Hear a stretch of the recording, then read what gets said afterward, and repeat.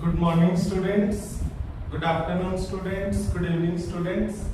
जिस भी टाइम आप ये वीडियो देख रहे हैं, 10th का साइंस का चैप्टर 3 मेटल और मेटल हम कर रहे हैं। उसके अंदर एक आपको इम्पोर्टेंट क्वेश्चन बताना है जिसमें आपने ध्यान से देखना है, इम्पोर्टेंट है। How can you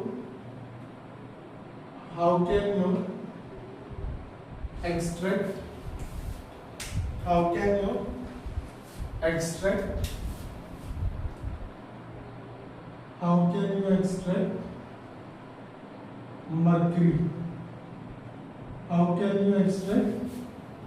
mercury from its ore? देखिए, सबसे पहले तो आपने ये याद रखना है, जो मरकरी की ओर होती है उसका नाम होता है सिनेबार, जिसका फॉर्मूला होता है HgS। तो हमारे पास आपने सिर्फ दो इक्वेशन याद रखनी है। आपके पास है HgS जिसे हम क्या बोलते हैं, सिनेबार। ये आपकी सॉलिड स्टेट में है, सिनेबार। ओके, सिनेबार है HgS। आप इसे ऑक्सीजन की प्रेजेंस में गर्म करेंगे, 3O2 गैस। बैलेंस करके लिखनी है इक्वेशन HgS। ये हमारा क्या बन जाएगा, HgO सॉलिड स्टेट बनेगी, प्लस हमारे पास बन जाएगा 2SO2 सल्फर डाइऑक्साइड। ओके, तो सबसे पहले जो आपकी मरकरी की ओर है सिनेबार, हम उसे ऑक्साइड में कन्वर्ट कर लेंगे। ध्यान दीजिए, यहाँ पे HgS प्लस ऑक्सीजन की प्रेजेंस में इसे करा है, ये हमारा आ गया HgO plus 2SO2 sulphur dioxide, physical state SgHg। Then हमारे पास HgO को हीट करेंगे, ये हमारे पास ट्रायंगल हीट का सिंबल है, 2Hg प्लस O2 जो है हमारे पास आ जाएगा। ये आपने ध्यान रखना। ये आपका सीधा एक साल सीबीएसई में क्वेश्चन भी आया था कि आप जो मरकरी कैसे एक्सट्रैक्ट करेंगे इसकी ओर से, तो आप ये दो इक्वेशन लिखेंगे। देन हमारे पास एक और इम्पोर्टेंट चीज है, how can you extract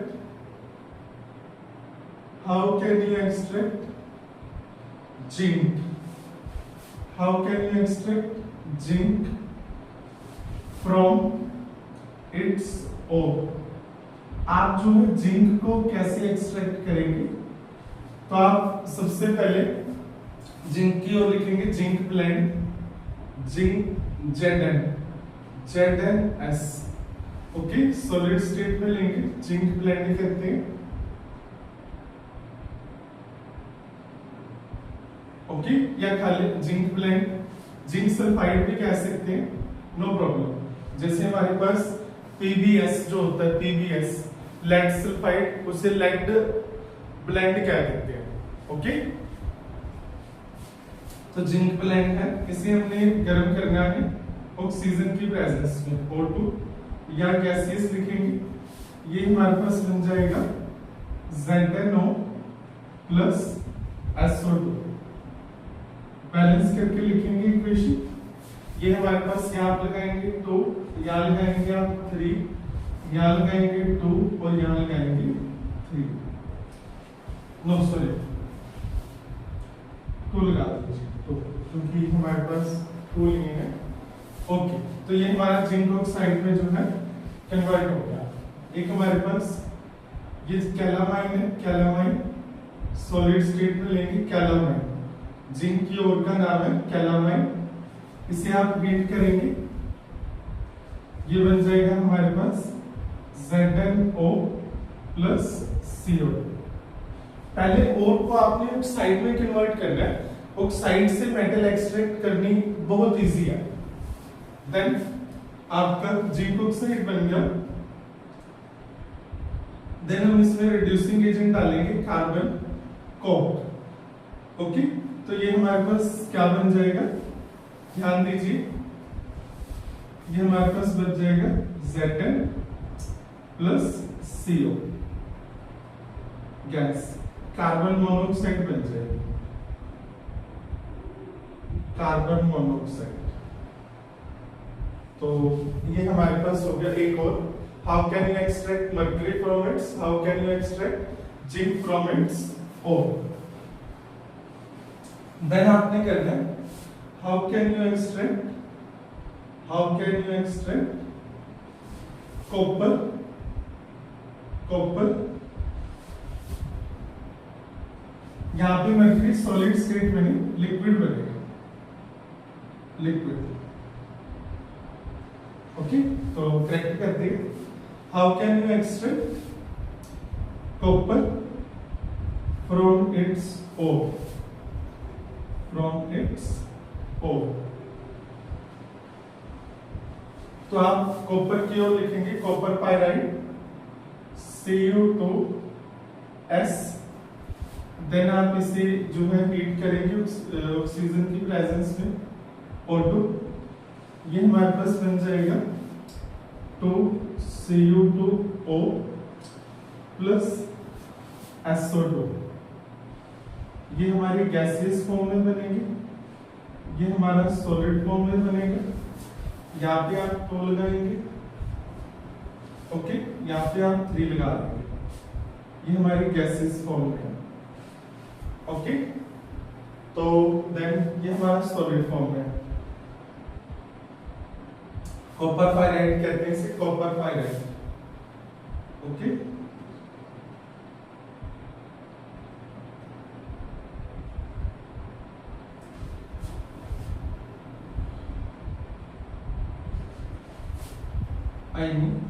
copper pyrite, okay. आपको मेन जो है फॉर्मूला याद रखना है। जैसे सिनेबार का है HGS, ये पोटेंट है मर्क्यूरी की ओर। हमारे पास आपको ZnS, ये दोनों जिंक की ओर है। जिंक कार्बोनेट को हम कैलामाइन बोलते हैं, क्या बोलते हैं, कैलामाइन। तो ये हमारे पास कॉपर पाइराइड है, इसे ऑक्सीजन की प्रेजेंस में गर्म करें, कॉपर ऑक्साइड प्लस जो है हमारे पास सल्फर निकल, सल्फर डाइऑक्साइड निकल के यहाँ 2 लगेगा, ओके। तो यहाँ लिख देते हैं हम इसे 2SO2G, ओके। तो फिर आप इसे हीट करेंगे, 2Cu2O प्लस हमारे पास हो जाएगा सॉलिड स्टेट में Cu2S, सॉलिड स्टेट। तो ये हमारे पास क्या बन जाएगा, कॉपर जो है बन जाएगा 6Cu प्लस हमारे पास बनेगा 2SO2। तो SO2 नहीं मिलेगी। ये हमारे पास एनसीईआरटी से कुछ इक्वेशन थी, तो ये आपने याद रखना है। How can you extract mercury from its ore, box बना रही है आपका। अगर मर्क्यूरी वाला आ जाए तो आपने ये 2 इक्वेशन देनी है कि हम सिनेबार को ऑक्सीजन की प्रेजेंस में सबसे पहले HGO मर्क्यूरी ऑक्साइड बनाएंगे, देन हम इसे HGO को हीट करेंगे, मर्क्यूरी हमारे पास लिक्विड फॉर्म में आ जाएगा। फिर हमारे पास है, आप जिंक कैसे निकालोगे, कैलामाइन से, या हमारे पास जिंक की सल्फाइड वाली और भी होती है, ये दोनों याद रखेंगे। फिर हमने रिड्यूसिंग एजेंट डाला या कॉपर वाला, ये भी जो है हमारे पास इंपॉर्टेंट है। पहले हमने इसे कॉपर पाइराइड को ऑक्सीजन में ऑक्साइड बना लिया, क्योंकि ऑक्साइड से मेटल निकालने क्या होती है, आसान होती है। तो इसे आप जो है देख लीजिए, नोट कर लीजिए, स्क्रीनशॉट ले लीजिए। आपके पास 10 सेकंड का टाइम है।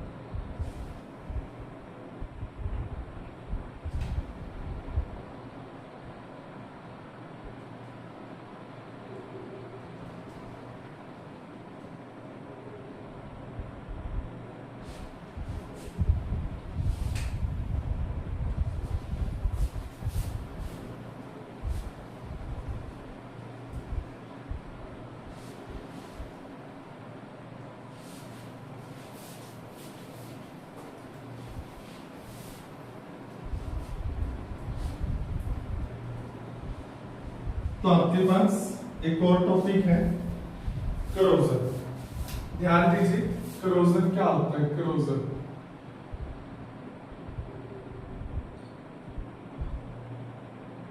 The eating or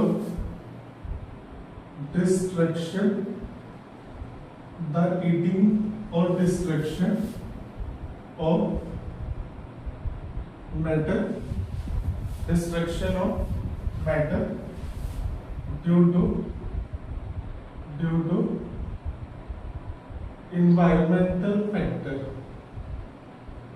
due to environmental factor like air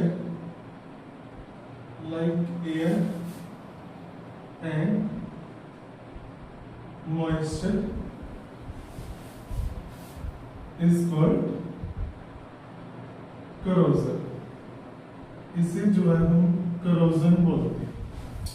okay, then आप लिखेंगे factor affecting corrosion, factor affecting corrosion। corrosion को कौन कौन से फैक्टर इफेक्ट करते हैं? corrosion को सबसे पहले होता है एयर, देन होता है हमारे पास मॉइस्चर। ये ध्यान रखिए, दो फैक्टर इफेक्ट करते हैं। एक नंबर का question, which two factor effect corrosion, air moisture. Then आप करेंगे example of corrosion, example of corrosion। सबसे पहले आपने कहना है हमारे पास क्या होता है? Rusting of iron, rusting of iron, rusting of iron. The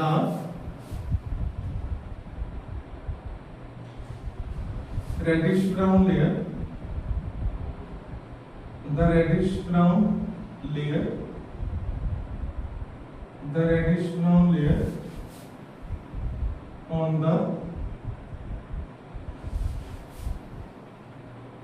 the surface of iron article, the reddish brown layer on the surface of iron article when iron reacts with air and moisture, air and moisture is called rusting of iron। इसे जो है हम rusting of iron कहते हैं, ये ध्यान रखिए। Okay, आपने करना है formula of rust of iron, formula of rust of iron. Rust of iron का फॉर्मूला क्या है हमारे पास? Fe2O3.XH2। X हमारे पास वाटर के मॉलिक्यूल है, वैसे ये पोटेंट है। वैसे हमारे पास जो आयरन का साइन होता है Fe+2 भी होता है, जिसे हम कहते हैं पैरिस, और हमारे पास +3 भी होता है, जिसे हम क्या कहते हैं? Ferric.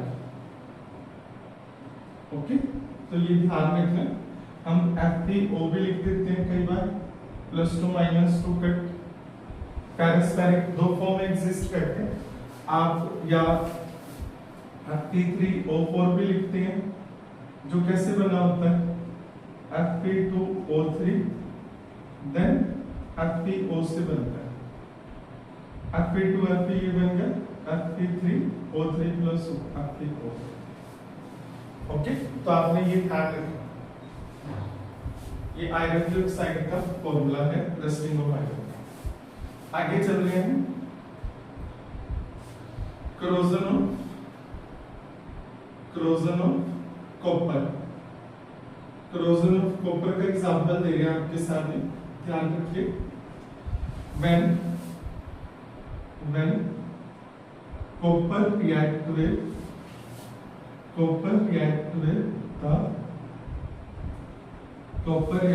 the copper react with the air, moisture and carbon dioxide. ये इंपॉर्टेंट है। जब आपका कॉपर, देखिए 3 एग्जांपल कहते हैं, rusting of iron, corrosion of copper and corrosion of silver. Copper जो है उस पे ग्रीन कोटिंग होती है और सिल्वर पे होती है ब्लैक कोटिंग। ये इंपॉर्टेंट है। When react with air, moisture and carbon dioxide, it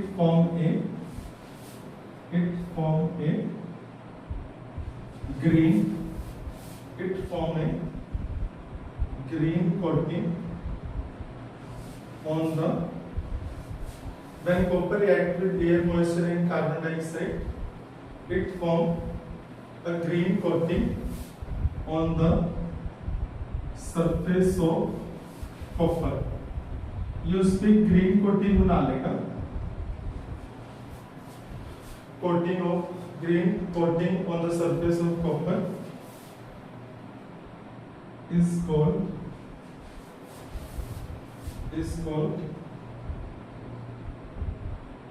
corrosion of copper। Okay, तो इसका फॉर्मूला क्या होता है corrosion of copper का? यूजुअली जो होता है हमारे पास कॉपर कार्बोनेट होता है, लिख देते हैं formula corrosion of copper। Okay, corrosion of copper का फॉर्मूला जो है क्या है हमारे पास? हमारे पास है CuCO3, हमारे पास है CuCO3।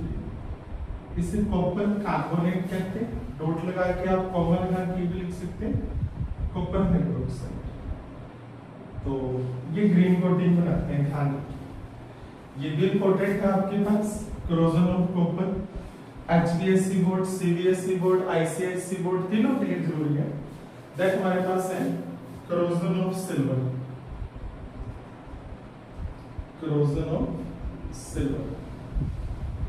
तो क्या कहेंगे?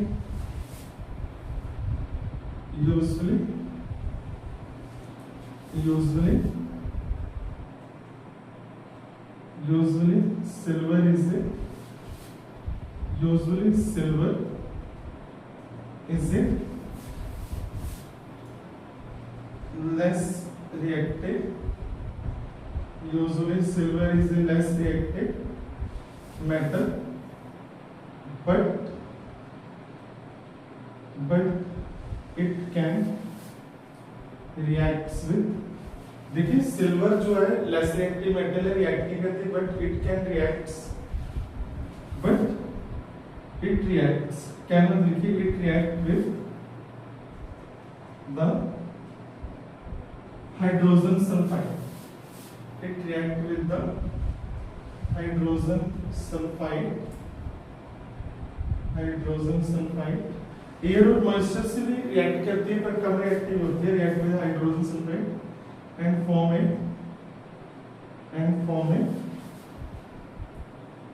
green coating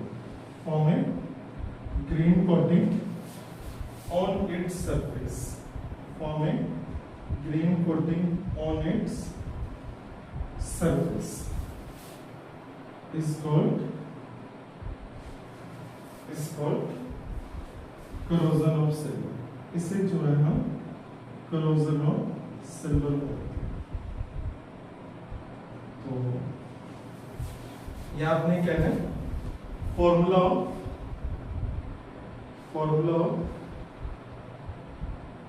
corrosion of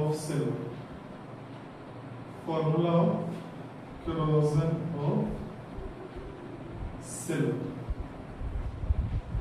ये ध्यान रखना, Hg2s ये जो है ये हमारे पास फॉर्मूला होता है सिल्वर सल्फाइड का। बॉक्स बना दिया। ये हमारे पास रस्टिंग ऑफ आयरन का फॉर्मूला है, ये हमारे पास corrosion ऑफ कॉपर का फॉर्मूला है, ये हमारे पास corrosion ऑफ सिल्वर का फॉर्मूला है। इसे आप लिख लीजिए, स्क्रीनशॉट ले लीजिए।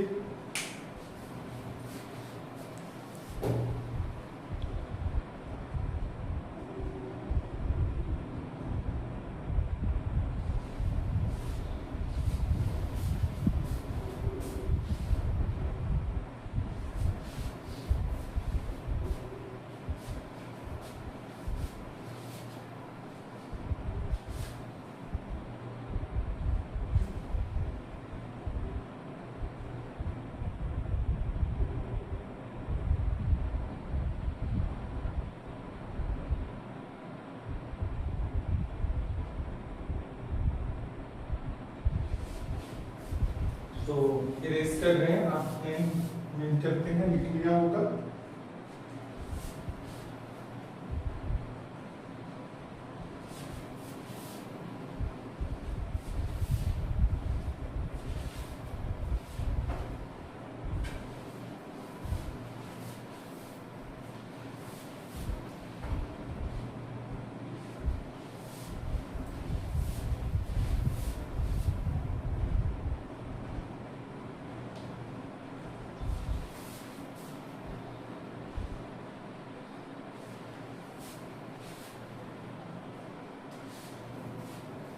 देन हमारे पास है प्रिवेंशन ऑफ करोजन,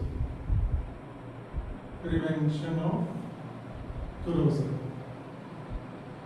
तो ये सिंपल है, सबसे पहले आपने कहना है by alloy formation, by alloy formation, alloy formation. Alloy क्या होता है? Alloy is a homogeneous, alloy is a homogeneous है। Alloy is a homogeneous mixture of two or more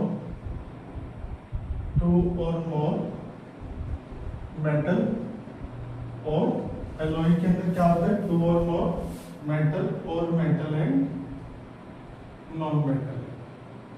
देखिए एलॉय के अंदर जो है हम जो बोलते हैं दो या दो से ज्यादा मेटल जो है मिक्सअप होती है, तो दो या दो से ज्यादा डालने से, मेटल डालने से उसकी पावर जो है बढ़ जाती है। जैसे हमारे पास इजी होता है, एग्जांपल गिवन, याद रखिए। हमारे पास है brass is an alloy of copper and zinc। brass किस का alloy है? copper and zinc। bronze, ये इंपॉर्टेंट आपके पास, bronze is an alloy of copper and tin। stainless steel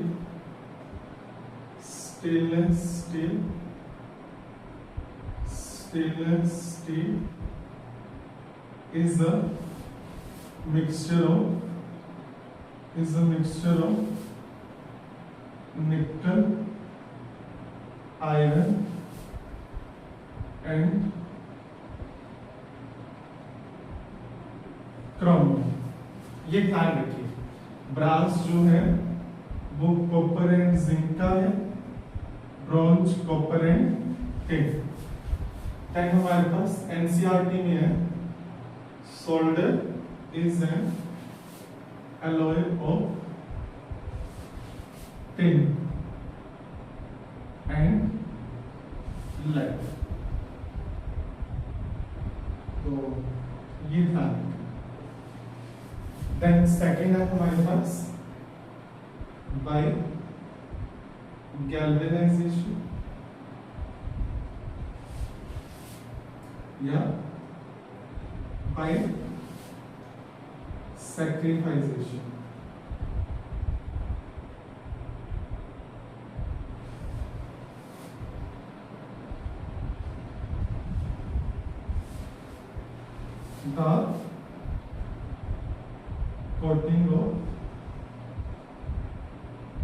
the coating of zinc, the coating of zinc on iron article is called galvanization। इसे जो है हम galvanisation कहते हैं। देखिए आयरन के ऊपर जिंक चढ़ा देना, आप जो है क्या करेंगे, जिंक सॉल्यूशन लेंगे, जिंक को मेल्ट करके आयरन उसके अंदर डिप करेंगे। क्वेश्चन आ सकता है what is galvanization, how it is done. In molten zinc iron is dip, iron को डिप करेंगे तो आयरन के ऊपर उसकी जो है जिंक की परत चढ़ जाएगी। तो जिंक ने आयरन के लिए खुद को सैक्रिफाइस कर दिया, इसलिए इसे बोलते हैं सैक्रिफाइजेशन। ओके, एलॉय के ये 4 एग्जांपल याद रखना, इससे मेल्टिंग बॉइलिंग पॉइंट सारी प्रॉपर्टी जो है टेंसाइल स्ट्रेंथ वो चेंज हो जाती है। आपके पापा के पास जो भी कार होंगे उसके अलॉय व्हील होंगे, अगर वो कल्ले आयरन के बने होते तो जब आप बारिश में ड्राइव करते हैं, इंस्टाग्राम पे स्टोरी वगैरह लगाते हैं, ये बारिश के मौसम, ये मौसम की बारिश, तो उस अलॉय को जंग लग जाता अगर वो कल्ले आयरन के होते तो। अलॉय व्हील मतलब उसमें 2 या 2 से ज्यादा मेटल जो है मिक्स है, तो आपकी वीडियो नहीं रुकेगी, बारिश के सीजन में गाड़ी नहीं रुकेगी, क्योंकि उसमें 2 से 3 मेटल है, तो उसकी प्रॉपर्टी जो है बढ़ जाती है, ध्यान रखिए। देन हमारे पास है बाय एनोडाइजिंग, एनोडाइजिंग ये भी हमारे पास इंपॉर्टेंट है। वैसे क्लोजर जो है अच्छा नहीं होता, पर एल्युमिनियम के केस में जो है बेनिफिशियल होता है। The formation of the process of formation of खुद से भी करते हैं और वैसे ही नेचुरली भी हो रहा है। जब ये एल्युमिनियम के ऊपर ऑक्साइड की लेयर आती है उसे एनोडाइजिंग कहते हैं, वो उसको फर्दर खराब होने से बचाती है, ध्यान रखिए। ये नेचुरल भी हो रहा है और खुद से भी हम एल्युमिनियम ऑक्साइड एल्युमिनियम पे डिपॉजिट भी कर सकते हैं। The process of formation or deposition of aluminium oxide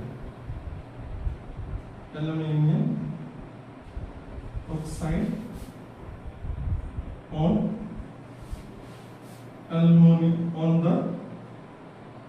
the surface of aluminium metal is called galvanization, is called anodizing। इसे जो है हम क्या बोलते हैं, एनोडाइजिंग। ये भी आपके पास एक इम्पोर्टेंट है, prevention of corrosion, alloy formation, galvanization, anodizing। Then हमारे पास क्या है, बाय इलेक्ट्रोप्लेटिंग। जो आपके पास आर्टिफिशियल गोल्ड होता है, ओके, वो होता कॉपर का, पर उस पे गोल्ड की एक परत चढ़ती है एनोड कैथोड से जो भी हम करते हैं। जैसे मान लीजिए आपने कॉपर है, उस कॉपर पे गोल्ड की परत चढ़ानी है, आपको ऐसे रफली बता देते हैं। तो ये आप जो है सेटअप लेंगे, तो ये हमारे पास आप जो है 1 रोड मोटी लेंगे, 1 रोड पतले लेंगे, बैटरी के पॉजिटिव बैटरी के नेगेटिव से इसे जोड़ देंगे। यहाँ पे आप गोल्ड रखेंगे, गोल्ड जिसे कहते हैं एलो, और यहाँ पे आप सिल्वर रखेंगे जिसे हम कहते हैं, सॉरी गोल्ड कॉपर रख सकते हैं। देखिए ये हमारी है एनोड, सॉरी ये हमारी होगी एनोड, और वो क्या होगी हमारी कैथोड। सॉरी मेटल जो है हमारी,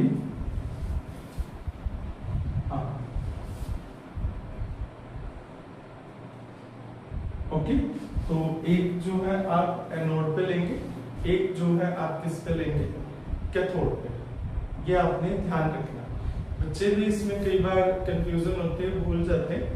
आप मोटी जो स्ट्रिप है वो बैटरी के पॉजिटिव टर्मिनल से जोड़ेंगे और पतली जो है उसे नेगेटिव पे जोड़ेंगे, ये बात आपने ध्यान रखनी। ओके, तो ये हमारे पास गोल्ड हो गया। जिसको चढ़ाना है उसको आपने यहाँ रखना है, जिस पर चढ़ाना है उसको आपने वहां रखना है। ओके, तो एनोड और वो क्या होगी हमारे पास cathode.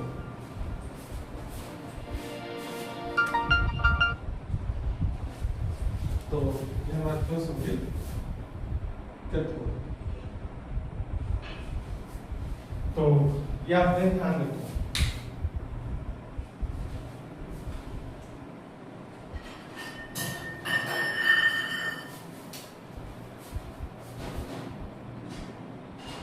The process of deposition, the process of deposition of layer of one metal on the surface of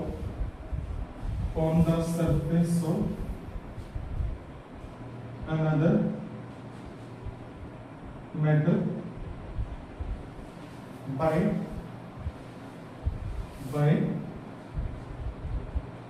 electrolysis. ये इलेक्ट्रोलिटिक मेथड क्या लिखी? By electrolytic method is called electroplating.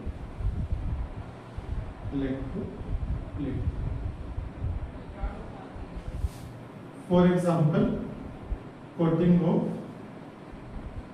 gold on copper. Okay, then हमारे पास है by painting भी हम बचा सकते हैं. बाय पेंटिंग ये सबसे पुराना मेथड है. By greasing and by oiling we can prevent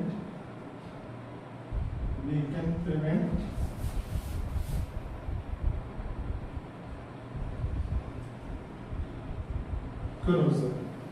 तो ये जो आपके पास सारे मेथड हो गए हैं प्रिवेंशन ऑफ corrosion. ओके, तो इसे जो आप देख लीजिए. आज की वीडियो में हम इतना ही करेंगे. Thank you. और वीडियो के लास्ट तक बने रहिए, कंटेंट बहुत अच्छा होता है. ये प्रिवेंशन ऑफ corrosion को आप देख लीजिए. 20 सेकंड का टाइम है.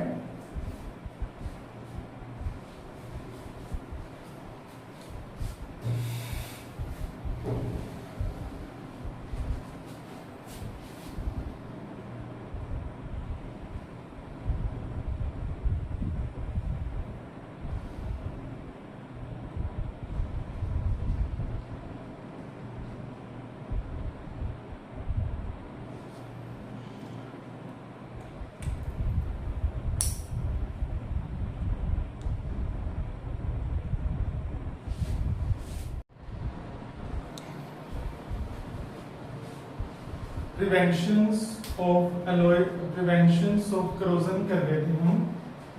आपका मेटल ऑन मेटल का टॉपिक था prevention of corrosion.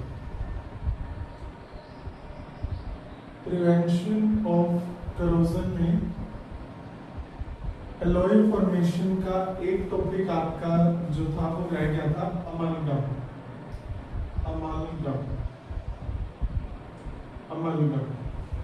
What is amalgam? Alloy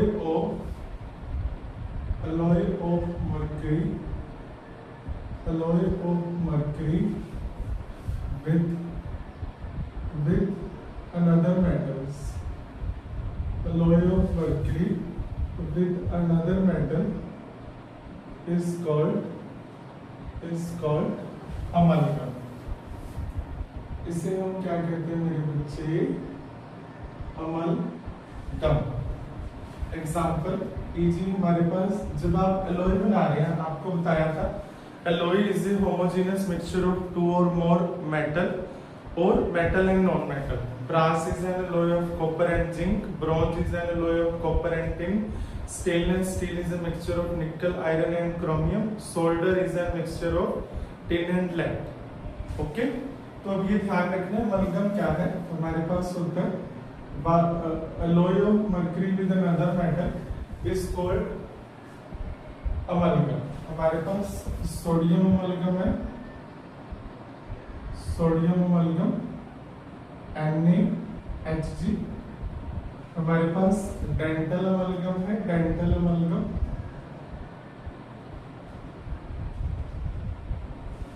amalgam में क्या आता है हमारे पास? Dental amalgam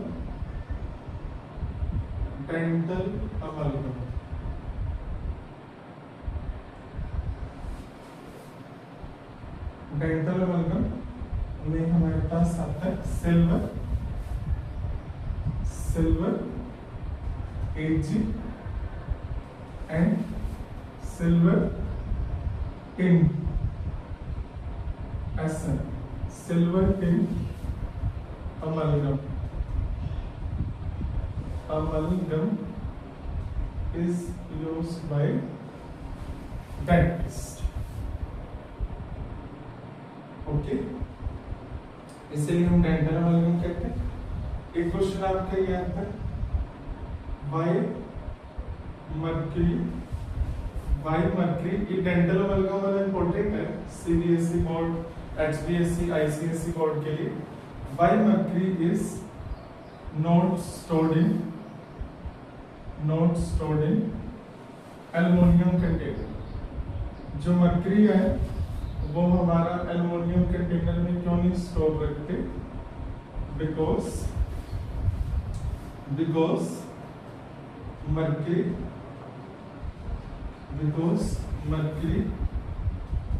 Hg reacts with aluminium oxide, और रिएक्ट्स मतलब लिखिए because mercury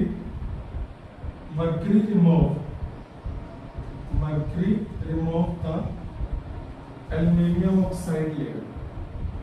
Mercury remove the aluminum oxide layer from aluminium and make the amalgam with aluminum. तो आपने ये याद रखना है, firstly what is amalgam? alloy of mercury with another metal is called amalgam. हमारे पास सोडियम अमलगम है, dental amalgam है, silver tin amalgam is used by dentist. आप इसे ऐसे लिखेंगे, silver amalgam, silver and tin amalgam with small amount of copper and zinc, with small amount of copper and zinc is used by dentists. Okay, तो ये ध्यान रखना आप। Dental amalgam most important है, silver and tin amalgam, silver and tin amalgam with small amount of copper and zinc is used by dentists. क्या लिखेंगे? alloy of mercury with another metal is called amalgam, sodium amalgam, dental amalgam, silver and tin amalgam with small amount of copper and zinc is used by dentists. Why mercury is not stored in aluminum metal? Because वो से aluminium जो है, mercury जो है वो aluminium oxide के लिए remove करके उसके साथ क्या बना देगा? Make the amalgam with aluminium, यानी कि मर्क्यूरी से रिएक्ट कर देगा। ओके, अनदर एग्जांपल या वैसे कह सकते हो, वाई मर्क्यूरी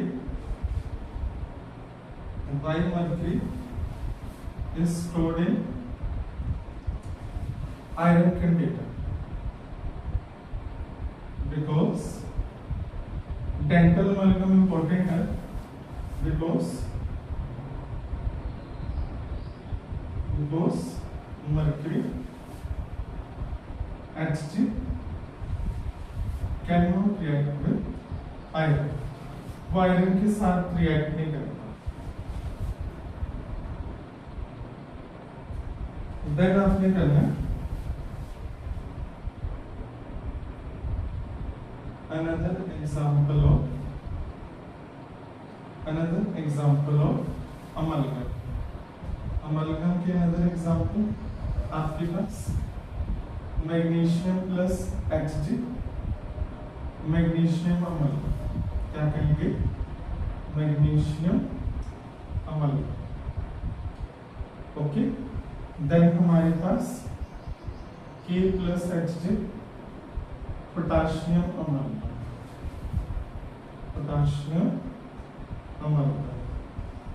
ओके, तो ये आपने ध्यान रखना, जिंक प्लस Hg, जिंक अमल।